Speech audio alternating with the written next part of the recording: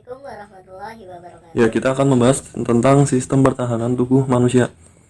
Nah, jadi gini nih, awalnya atau latar belakangnya itu gini. Ketika ada mikroorganisme atau benda-benda asing yang akan masuk ke dalam tubuh kita, ketika benda-benda asing ini berhasil masuk ke dalam tubuh kita, ya lebih tepatnya seperti itu, maka misalnya benda asing itu adalah bakteri atau benda asing lain ya, di dalam tubuh kita dia itu akan diserang atau bertanding dengan sistem pertahanan tubuh kita. Nah, jadi seperti itu. Nah, pada kali ini kita akan membahas tentang imun system atau basic of immune system, dasar dari sistem imun. Nah, di sini judulnya sistem pertahanan tubuh. Sini imun system, sama nggak sih sebenarnya? Sama nggak? Beda. Jadi kalau sistem pertahanan tubuh manusia itu adalah intinya dia itu melindungi. Ya kan, namanya juga pertahanan, berarti bertahan. Bagaimana supaya tubuh kita itu bisa bertahan terhadap benda asing yang mengganggu. Nah, kalau sistem imun itu adalah suatu sistem yang membuat kita itu punya imunitas. Apa itu imunitas? Nah, imunitas itu adalah kemampuan tubuh untuk melindungi dirinya sendiri, ya, melindungi dirinya sendiri dengan cara apa? Menahan atau menghilangkan benda asing atau sel abnormal dalam tubuh kita. Nah, misalnya apa nih? Nah, contoh nih, kulit. Bukan contoh ini ya, maksudnya kulit itu termasuk apa? Sistem pertahanan tubuh atau sistem imun. Nah, kulit itu termasuk dalam sistem pertahanan tubuh. Nah, terus sistem imun itu apa? Sistem imun itu juga bagian dari sistem pertahanan tubuh. Jadi sistem pertahanan tubuh itu ada kulit, ada sistem imun, ada apa misalnya saliva. Ya, nanti kita akan membahas lebih lengkap, ada spesifik dan non spesifik nantilah. Nah, pada basic of immune system ini kita akan membahas yang pertama fungsi, kemudian sasaran dari sistem imun, kemudian efektor atau ya, apa aja sih yang bekerja. Ya, kita akan menjawab pertanyaan ini. Kemudian komponennya itu kita akan membahas jenisnya. Ya, oke. Ya, yang pertama fungsinya, cepat aja ya. Fungsi dari sistem imun ini itu intinya adalah patroli dari benda asing. Ini intinya di sini benda asing. Yang pertama melawan patogen. Patogen itu adalah suatu mikroorganisme yang dapat membuat penyakit, gitulah. Apa contohnya? Bakteri, virus, jamur, ya gitu-gitu. Nah, kemudian yang kedua menyingkirkan sel rusak. Emang ada sel rusak dalam tubuh kita? Banyak. Kenapa bisa rusak? Biasanya misalnya karena trauma atau benturan. Jadi karena benturan sel kita rusak. Nah, sel yang rusak ini itu akan dibereskan sama sistem imun itu. Kemudian mengenali dan menghancurkan sel abnormal. Jadi nggak cuma kenal, dia bakal menghancurkan sel-sel abnormal. Sel abnormal itu apa? Contohnya itu kanker, ya, kanker sel yang bermetaplasi yang tidak normal. Kemudian yang kedua adalah sasaran dari sistem imun. Sasaran utamanya, ya, yang utama ingat itu adalah bakteri dan virus. Jadi ketika bakteri ini itu berhasil menembus kulit kita, maka ketika berhasil masuk, dia akan langsung dilawan oleh sel imun, oleh sel imun kita. Jadi dia melawan bakteri yang masuk. Ya, meskipun matanya merah dan juga bertaring, dia itu baik. Dia mempertahankan homeostasis tubuh kita dengan cara melawan bakteri-bakteri ini. Kemudian juga virus. Yakni virus ini, kalau bakteri kan dia adalah sel, kalau virus itu bukan sel. Ya, kalau virus itu DNA atau RNA. Nah, ketika virus ini masuk ke sel normal kita, ini sel normal ya, yang sangat polos ini loh. Ya, sel normal kita ketika masuk, ya mau gimana lagi, sel ini dia akan menjadi sel asing. Aduh, sulit banget nulis. Sel asing. Ya. Nah, karena dia sudah menjadi sel asing, sel ini dia akan bunuh diri. Caranya gimana dengan bunuh diri? Dia akan merangsang pembentukan interferon. Ya, nanti kita akan membahas lebih lanjut tentang efek dari interferon yang dihasilkan ketika virus memasuki sel.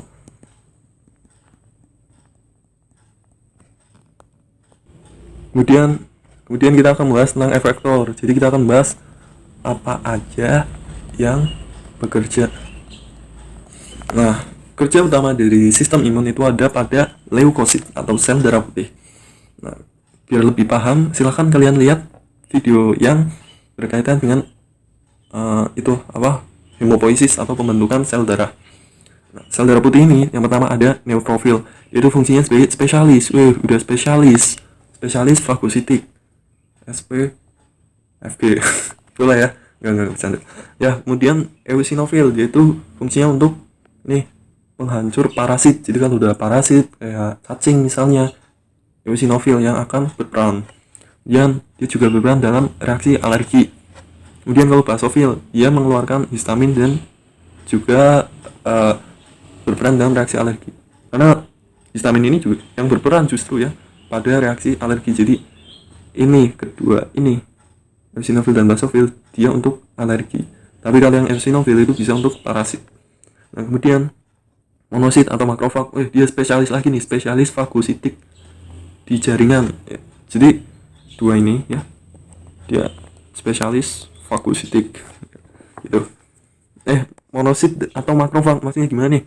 Kalau monosit itu adalah bentuk makrofag yang masih di dalam pembuluh darah. Jadi kalau masih dalam pembuluh darah itu namanya monosit. Ketika dia sudah keluar pembuluh darah dan menuju jaringan, dia disebut dengan makrofag. Makro itu berarti besar, fag itu adalah pemakan. Jadi pemakan yang besar, karena dia bentuknya besar. Kemudian satu lagi nih, limfosit. Limfosit ini itu ada dua, ada limfosit B atau sel B, limfosit T atau biasa disebut sel T. Kalau yang B itu secara nggak langsung B secara nggak langsung membunuh benda asing. Mekanismenya nanti.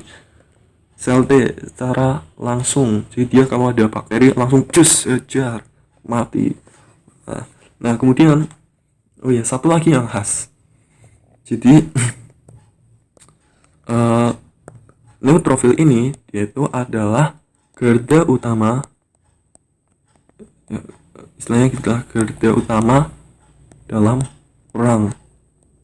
Jadi bisa disebut pasukan dengan kasta paling rendah, karena dia maju pertama, dia itu yang paling banyak berkorban, dia yang paling banyak mati nantinya, karena dia pada lini pertama, bukan lini pertahanan tubuh kita ya, maksudnya dia yang pertama nyerang ketika terjadi inflamasi atau peradangan. Kemudian disusul oleh teman-temannya. Nah, kemudian kalau yang limfosit ini, dia itu pasukan paling elit. Dia itu namanya juga udah elit ya. Dia punya kemampuan khusus, punya skill khusus yang gak dimiliki oleh keempat ini. Makanya dia maju paling akhir, tapi dia itu paling kuat, sangat-sangat kuat. Nah, tapi kalau berdasarkan spesifik dan non spesifiknya, tiga ini dia itu non spesifik. Kalau yang ini itu spesifik. Apa tuh spesifik non spesifik?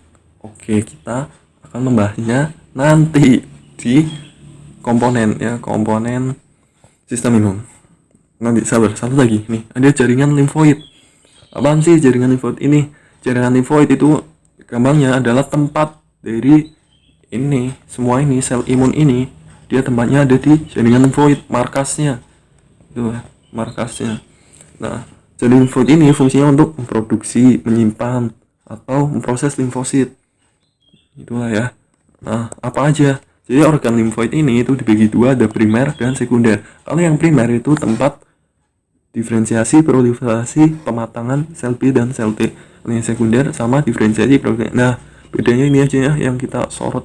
Ya, bedanya kalau yang primer itu tempat pematangan sel B dan sel T. Kalau yang sekunder itu tempat presentasi antigen. Apaan tuh? Nanti dibahas pada sistem imun spesifik. Jadi ketika ada bakteri masuk ke sel, ini sel imunnya, sel imun tubuh kita, terus sel imun tubuh kita kan akan memakan bakteri. Nah, ketika bakteri ini dimakan, dia dipretel-pretel menjadi kecil-kecil gini ya. Nah, satu bagian ini dia akan ditampilkan pada suatu reseptor. Dia akan ditampilkan di sini. Nah, ini namanya presentasi. Ya, presentasi antigen. Gitu. Itu gambaran umumnya. Nanti lebih lanjut. Ya, kemudian komponen sistem imun. Nah, jadi sistem imun tubuh kita itu ada yang spesifik dan non spesifik. Kalau yang non spesifik itu adalah nama lainnya itu bawaan, tapi nama lengkapnya bawaan dan non spesifik. Biasanya cuma disebut salah satu nih, bawaan atau non spesifik. Ini juga biasanya disebut salah satu aja, tapi sebenarnya nama lengkapnya itu bawaan dan non spesifik, didapat dan spesifik. Yang pertama, yang bawaan dan non spesifik. Kenapa disebut bawaan? Karena dia sudah ada sejak lahir, ya. Kenapa disebut non spesifik? Karena dia dapat mengenali dan merepresentasikan dan mempertahankan diri terhadap benda asing apapun. Nih, lihat, apapun, jadi tidak spesifik. Nah, kalau yang ini didapat, kenapa disebut didapat? Karena sistem ini dia akan memberi imunitas hanya jika sudah terpapar benda asing tertentu. Jika sudah, kalau belum, ya nggak ada sel imunnya, masih non aktif. Kemudian kenapa disebut spesifik? Karena setiap sel B dan sel T, sel B dan sel T tadi ya, yang limfosit itu dapat mengenali dan mempertahankan diri terhadap hanya satu tipe benda asing tertentu, misalnya bakteri gitu. Kalau ini itu terhadap apapun, kalau ini cuma satu tipe bakteri misalnya. Kemudian kalau ini sejak lahir, kalau ini kalau sudah terinfeksi. Ya, kemudian cara kerjanya gimana nih? Nah, ini sel imun kita. Ya, sel imun kita itu di permukaannya itu banyak reseptornya. Nah, reseptor ini bisa dibagi jadi dua, reseptor endogen dan reseptor eksogen. Kalau yang reseptor endogen, dia itu fungsinya untuk membersihkan sel-sel tubuh kita yang sudah rusak. Bagaimana tahunya kalau sel tubuh kita itu udah rusak? Nah, biasanya sel-sel yang rusak itu akan mengeluarkan energi yang masih disimpannya, yaitu apa? ATP. Ya. Nah, ATP ini yang akan dideteksi oleh reseptor endogen, yaitu DAMP, yang akan mengenali ATP sehingga dia akan membersihkan sel-sel yang sudah rusak ini. Nah, kemudian kalau yang eksogen itu ada 3. Yang pertama, PAM. Ya. Ini fungsinya untuk mendeteksi adanya bakteri di luar sel, berarti ekstra sel. Nah, kemudian kalau yang RLR, yaitu fungsinya untuk mendeteksi mendeteksi mikroorganisme yang sudah masuk ke dalam sel. Nah, misalnya apa? Misalnya itu adalah virus. Jadi RLR ini dia akan mengenali DNA atau RNA dari virus. Nah, kemudian kalau yang NLR dia itu PAM tapi yang intrasel. Jadi misal ada bakteri yang berhasil masuk ke sel, dia akan dilawan oleh reseptor NLR. Ya, ini cuma tambahan aja ya bagi kalian yang mau tahu lebih. Tapi kalau dasar-dasar sebenarnya nggak usah, apalagi kalau SMA nggak usah banget.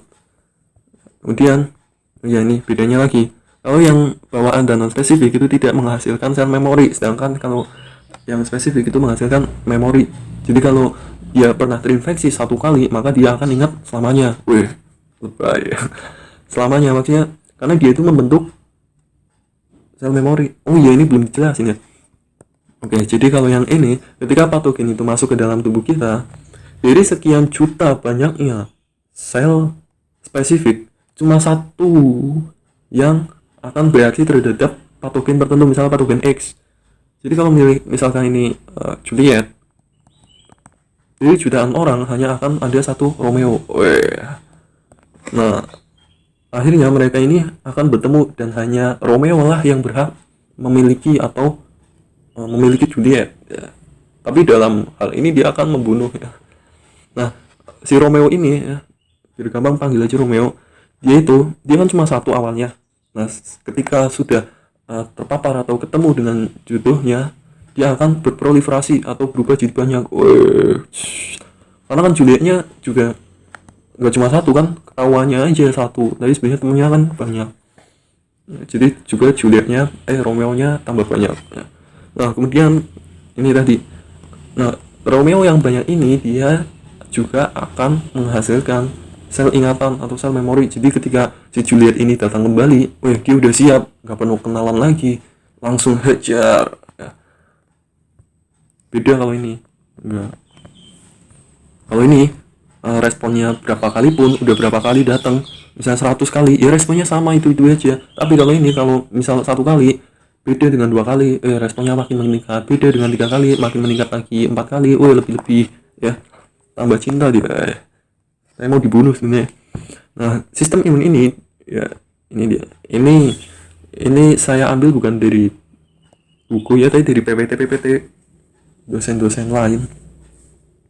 Kalau dari tadi ini saya membahas semuanya ada di Sherwood edisi 8 di halaman 443. Hafal ya. Nah kalau yang ini sebenarnya saya kurang setuju kalau disebut dengan sistem imun. Jadi ubah aja sistem pertahanan tubuh, karena di Sherwood tadi dikatakan gitu ya, pertahanan tubuh. Nah sistem pertahanan tubuh ini ada yang spesifik dan non spesifik. Kalau yang non spesifik itu ada ini ya, bahasa sendiri, ada fisik, ada yang larut, ada yang seluler. Nah mana yang sistem imun? Nah yang sistem imun ini itu adalah ini. Nah tapi kalau yang ini, yang biokimia, saya belum mendapatkan sumber yang baik ya, yang valid mengenai apakah dia masuk sistem imun atau bukan. Yang pasti ini yang saya lingkari ini, itu dia masuk dalam sistem imun. Kalau ini dia masuknya sistem pertahanan, atau bisa disebut barrier. Oke, selanjutnya kita akan bahas ini loh, sistem non spesifik. Yang ini kita akan membahas yang ini, kemudian nanti selanjutnya akan spesifik yang ini.